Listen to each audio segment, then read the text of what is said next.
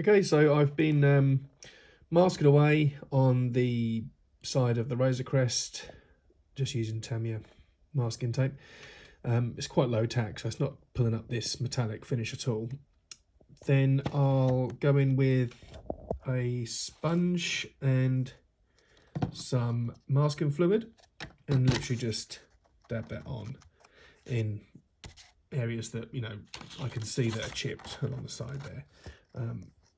It's quite just a lot of distress in there, so I'll be quite liberal with the masking fluid, and I've made up a mix of a yellowy mustardy sort of colour out of Archive X, mud and Reefer Yellow. So yeah, this could look good. The decals, they're fine. The colour seems to be okay as well, but being Revell and the history of me using their decals and that, I'm not going to chance slathering all decal solution all over the model and that sort of thing, and risk ruining that nice paint job. So I'm going to just mask it out and paint it. I think that's the best way. Yeah, so the only other confusing thing is some of the markings. Literally, that looks like gold. I know it's not, but it's really confusing. I don't know if it needs to be not matte and it needs to be a satin sort of finish. But then you look on the other side, it's really does look matte. So, well, rather than head scratch, I'm just going to get on and do it. Okay, so here we have the masking tape removed and some of the mask oil. I've also just done the other side. I chucked a bit of the rust into the mix, so I wanted that orangey brown tone to shine through, and then I gave it a blast across the middle just with some Reefer Yellow just to give it some interest. It might not be accurate, but it's my model, whatever. And then yeah, so that's the mask oil. So that's just been dabbed on with a sponge. So I literally just dab it on like that and spray over it and just rub it off. And then you'll see what it looks like when you rub it off. You can see that in some of my other videos. I've done the same thing. So let's just take this off. See what it looks like. So you can see it all peeling away there.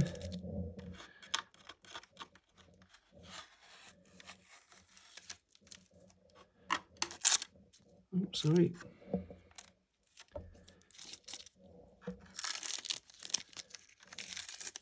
It's always that heart in your throat moment when you're peeling off masking tape and then you see some huge bit of overspray or something that you've missed on your tape,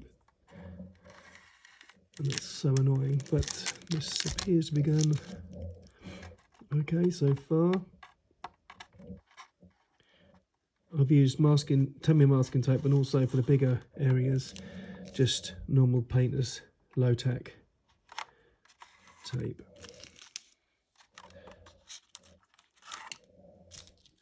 What I also find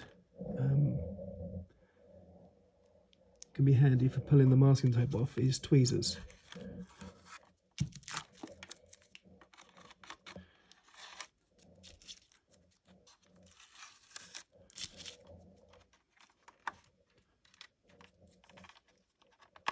Sorry, this is not the most fun update. Watching me just pull masking tape off.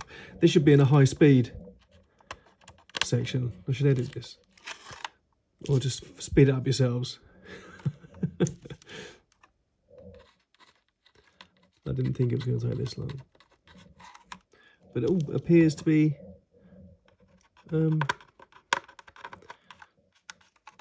working all right. Yep, there's no hideous areas that have received lots of overspray. So that's how you have it now. And then you go along with your finger and you literally just rub away that liquid mask.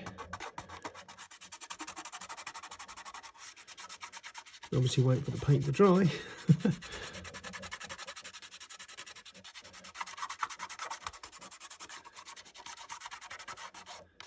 there we go. So that's the other side done. And now I can get on with the weathering with the oils next, all down the side. Okay guys, so I'm going to move on now to the oil weathering. This is something that I don't usually do with studio scale stuff. I do it sometimes, but the majority of the time I usually just use the airbrush. Try and keep it the way ILM did it. But oils definitely have some pros, but they do have cons as well. There's a long drying time. I've done another video on oils on the T70, but this being a scale model down at 1/72nd scale, you can use the oils to your advantage, because once they dry, they can look like a powdery dry airbrush sort of look. So I'm using Starship Filth by the Uplung series from MIG Productions, and I'm just going to put it on some cardboard. I should have done that before, because the linseed oil seeps out onto the wicks onto the cardboard, and it just speeds up the drying time. But I mean these Winsor & Newton oils take forever to dry, because they're artist oils and they're not made for modelling, whereas these have been made in production to be used for scale modelling. So these are dry. These will dry quicker. Now I've got some odorless terpenoid, which I've put into a little pot here. You've got to be careful because there's no clear coat on this. I haven't clear glossed it or anything, so putting that terpenoid on this aluminium paint could be slightly disastrous, because it could come off, so you've got to be a bit careful. But I have done it over the top and it's been okay. So, and I mean, this has been curing for a week or two now, or about a week, and yeah, so I can concentrate on the sides and just start working in the oils. Let's move the light over so you've got a better picture. Just wet the brush a little bit with the odorless terpenoids, liven up that Starship Filth, which is literally just a very dark green, almost black oil, and then yeah, just work it around the recesses, slapping it on, which seems ludicrous, but I know I make fun of it sometimes, and we all like to have a joke about just slapping the whole model with oil paint and calling it a day, but sometimes you do have to do that at this scale. And then you can just either like completely wash your brush out and dry it down, or just streak it down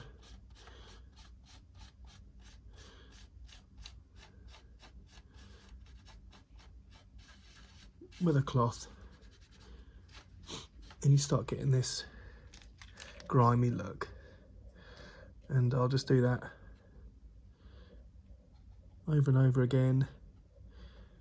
And the other thing is, there's loads of different like little tips and tricks you can do. You can use a sponge and sort of like splodge it on like that with a sponge, and just keep working at it. It looks kind of drastic now, but keep working at this sort of discoloration, and at the end you'll have something that looks more like the top. So I'll go around and get that looking the way the top does, and then I'll move on to the guns. This is the sponge. I mean, you literally just sponge it on and go around and just filth it up, really.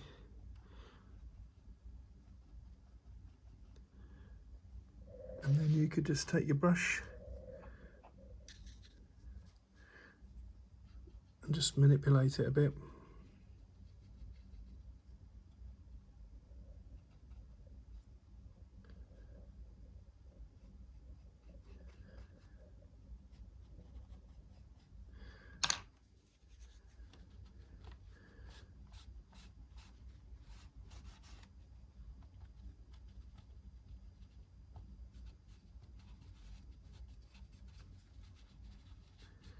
And this is just really quick on camera. I'm doing this just to give you a rough idea of the outcome. So yeah, you just grime it up basically to go around doing that. Okay, so hopefully you can see now that it's starting to build up at the bottom and on the bottom of the door there, just griming up. And then after that's a level that I'm happy with, I'll go with the airbrush and tighten it up and do some streaking and that sort of thing. Okay, so we can see here the weathering has done its job on the side, the oils. What else? I've installed the, sorry, it's in direct sunlight now, it's a bit tricky to get to look right.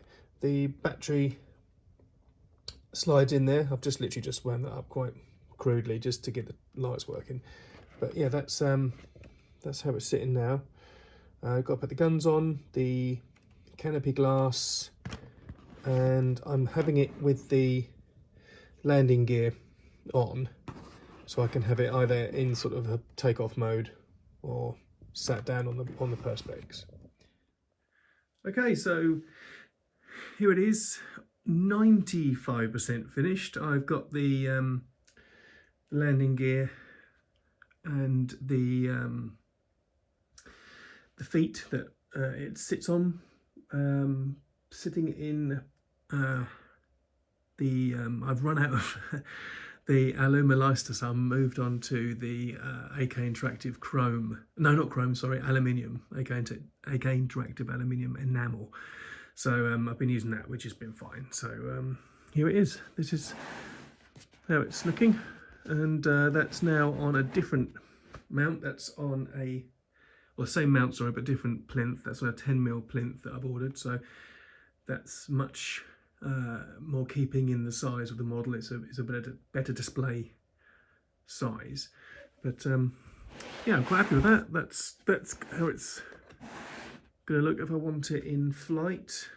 And when the landing gear is on, I can take it off that pole and have it just standing on that plinth. But yeah, the battery's stuffed inside. I'll just move that light around so you can see it better.